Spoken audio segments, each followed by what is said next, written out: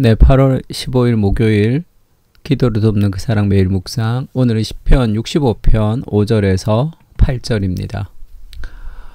5절에 보면 우리 구원의 하나님이시여 땅의 모든 끝과 먼 바다에 있는 자가, 그런 표현이 있죠. 의지할 주께서 땅의 모든 끝 그리고 먼 바다, 온 세상의 하나님이 주인이 되시고 그 땅 끝까지 이 복음을 전하라 할 때도 그 온 세상에 하나님이 주인이시다라는 그런 의미가 담겨져 있죠. 그 땅의 모든 끝과 먼 바다에 있는 자가 의지할 주께서라는 제목으로 좀 말씀을 좀 나누려고 합니다. 첫 번째는 눈을 열어서 하나님 나라의 미래를 바라보라는 거죠. 우리의 구원의 하나님이시여 땅의 모든 끝과 먼 바다에 있는 자가 의지할 주께서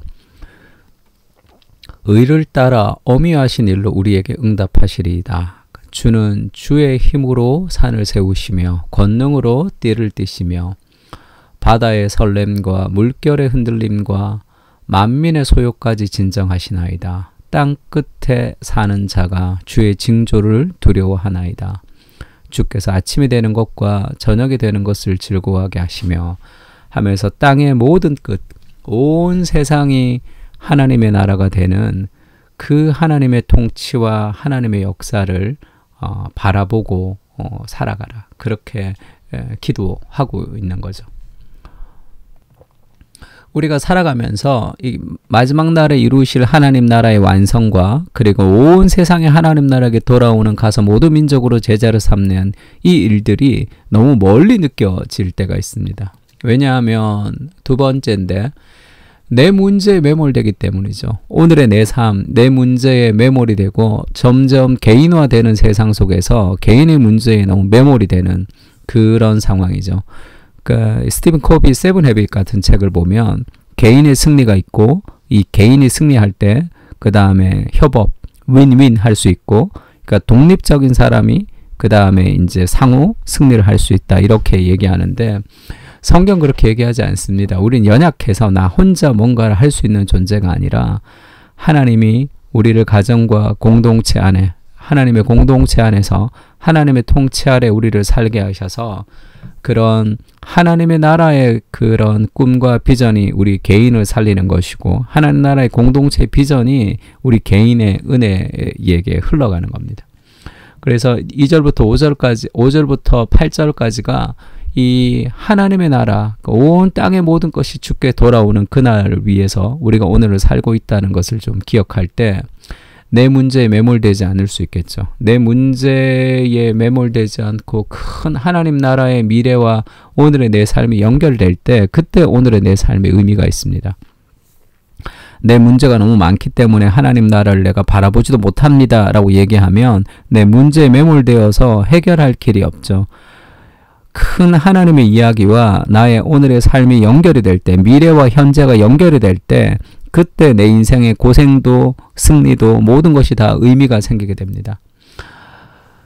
그러니까 땅 끝에서라는 이 가사가 있죠. 주께서 주신 동산에 땀 흘리며 씨를 뿌리며 내 모든 삶을 드리리 날 사랑하는 내 주님께. 땅 끝에서 주님을 맞으리 주께 드릴 열매 가득 안고 할 때 이 땅 끝에서도 마지막 날에 그 복음을 다 전하고 그 마지막에 그 땅 끝에서 내가 주님을 만날 것이다. 지금 그런 고백이죠. 땅 끝에서 주님을 배우리 주께 노래 드릴 가득 안고 땅의 모든 끝이 찬양하라. 주님 오실 길을 예배하라. 땅의 모든 끝에서 주님을 찬양하라. 영광의 주님 곧 오시리라. 우리가 마지막 날에 가서 모든 민족으로 제자를 삼는 그 땅 끝까지 가서 그 일들을 다 완수하고 예수님 오시는 것을 내가 땅 끝에서 주께 드릴 열매를 안고 주님을 만나고 싶다. 그런 가사죠. 이 찬양을 제가 처음 들었던 게 양영자 선교사님이라고 이 탁구 하시는 분이 계신데 이분이 이 몽골 선교사로 나갔습니다. 88 올림픽 탁구 금메달리스트죠. 그래서 연금도 다 선교사님한테 다 보내고 정말로 외국 선교로 나가셨는데 아무것도 안 가지고 그냥 남편이랑 같이 가서 몽골에서 선교하면서 정말 고생을 많이 했더라고요. 그래서 이번에 그 동메달 땄던 탁구 국가대표 이은혜라고 있는데 이 사람이 그 몽골에서 사역하면서 이제 그 조선족을 지금 귀화시켜서 그 입양해서 그렇게 했다는 얘기를 제가 들었습니다. 근데 그 몽골에서 사역을 하면서 몽골 사람들이 너무 싫어지기도 하고 정말 힘들어지기도 하고 고생을 다 했죠. 애들 교육도 잘 못 시키고 몽골에 가서 그리고 몽골 오지에 가서 막 열심히 이제 사역을 하면서 우울증도 걸리고 정말 삶이 힘들었을 때 이 노래를 통해서 회복이 됐다는 얘기를 제가 들었습니다. 내가 땅끝에서 주님을 만나게 될 것입니다. 그 하나님의 나라의 그 마지막의 완성을 내가 최선을 다해서 이루고 그날에 주님을 만나겠습니다. 그 고백이 자신의 고백이다. 그런 얘기를 들었습니다. 그런 마음의 비전이 오늘의 내 삶과 연결되는 거죠. 마지막 날에 그리스도께서 오실 그날을 내가 오늘 예비하며 살아가는 삶이니까 오늘의 고생이 그 미래의 영광스러움과 연결될 때 오늘의 고난도 의미가 생기는 거죠. 빅터 프랭클의 죽음의 수용소라는 책이 있습니다. 제가 그 퓨처 셀프라는 책을 하나 봤는데 퓨처 셀프라고 이제 그 뭐 미래가 달라지는 그런 혁명을 가졌다 하는 그런 자기계발서인데 벤자민 하디라는 사람이 쓴 자기계발서입니다.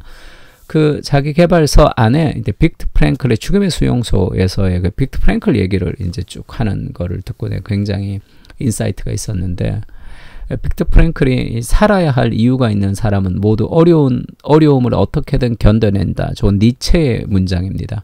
이 니체의 문장을 빅터 프랭클이 자주 인용하거든요. 왜냐하면 빅터 프랭클이 의미와 그 의료라는 그런 의미 치료를 했던 그 원고를 다 썼어. 책을 출판하려고.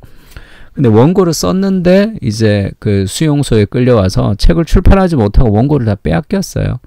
그래서 자기가 어떻게든 살아나가서 그 책을 출판하고 싶다라는 그 욕구가 있었기 때문에 거기서 자기가 살 수 있었다는 시간만 나면 원고를 계속 다시 썼답니다. 그러면서 그렇게 얘기해요. 수용소에서 가장 큰 어려움은 자유의 상실이 아니라 목적과 의미의 부재다. 현재 사건은 미래와 연결될 때만 의미를 부여할 수 있다. 내가 반드시 살아서 나가야서 해야 할 미래가 확신이 있을 때만 오늘의 고통을 견딜 수 있다는 거죠. 그러니까 수용소에서 자기가 봤을 때 아, 저 사람 곧 죽겠구나 이런 것을 눈빛만 보면 다 알 수 있겠더라는 거예요. 오래 있었더니. 목적을 상실한 사람은 육체의 죽음으로 이어진다는 거죠. 고통에서 의미를 찾지 못하면 앞으로 나아갈 희망이 없어지고 행복은 불가능해진다. 오늘의 고난을 이길 수 있는 그런 힘, 그게 어디서 온다는 거죠? 미래에서 온다는 거죠. 그 영광스러운 하나님의 나라, 마지막 날의 땅끝까지 이룰 그 하나님의 나라가 완성된 그 미래의 소망이 오늘의 내 삶과 연결이 될 때 오늘의 내 삶에 의미가 생기는 거죠. 힘든 고통 속에 있지만 그것을 견뎌낼 수 있는 의미가 생기는 겁니다. 그래서 땅끝까지 임하시는 그 하나님의 나라라는 그런 미래의 소망이 오늘의 내 삶과 연결이 될 때 내 삶의 모든 것이 다 의미가 있어지는, 일상이 의미가 있어지는 거죠. 계시록에 보면 그런 말씀이 있죠. 이 일 후에 내가 보니 각 나라와 족속과 백성과 방언에서 아무도 능히 셀 수 없는 큰 무리가 나와 흰 옷을 입고 손에 종려가지를 들고 보좌 앞 어린 양 앞에 서서, 이 종려가지라는 것은 승리의 상징이죠. 이 보좌 앞에 어린 양에 서서 큰 소리로 외치죠. 구원하심이 보좌에 앉으신 우리 하나님과 어린 양께 있도다. 그 하나님을 찬양할 때 각 나라와 족속과 백성과 수많은 사람들이 나와서 그날에 그리스도를 예배하게 될 것이죠. 그래서 그 일에 우리가 부름을 받은 사람으로 마지막 날에 땅끝까지 임할 하나님의 나라, 예수 그리스도의 재림이 우리와 연결되어 있습니다. 오늘의 삶. 그래서 우리가 그 일에 동참하는 사람들이죠. 그래서 바울이 우리를 그렇게 얘기하죠. 우리는 하나님의 동력자들이요. 너희는 하나님의 밭이요 하나님의 집이라. 그러니까 하나님의 동력자, 하나님과 함께 일하는 마지막 날에 땅끝에서 임하실 그리스도가 오실 그 재림의 날에 그것을 함께 예비하고 함께 준비하고 지금도 함께 하나님의 나라를 살아가는 하나님의 동역자로 살고 있다는 것을 우리가 좀 기억할 필요가 있습니다. 주님, 우리는 오늘 하나님의 나라 안에 살고 있습니다. 이미 시작된 하나님의 나라는 지금도 계속 진행 중이며 완성으로 가고 있습니다. 그 큰 이야기와 동떨어진 내 삶의 이야기가 되지 않게 하시고 오늘의 삶의 의미를 미래의 영광스러운 소망을 통해 누리게 하여 주시옵소서. 의미 있는 삶은 오늘을 견디게 합니다. 내 삶과 나의 환경을 넘어 하나님 나라를 바라보게 하시고 내 인생 전부가 하나님의 나라를 위해 아름답게 사용되고 있음을 기억하며 하나님 나라에 동참하는 하나님의 동역자로 살게 하옵소서. 아멘. 우리 다 같이 시편을 가지고 함께 기도했으면 좋겠습니다. 기도하겠습니다.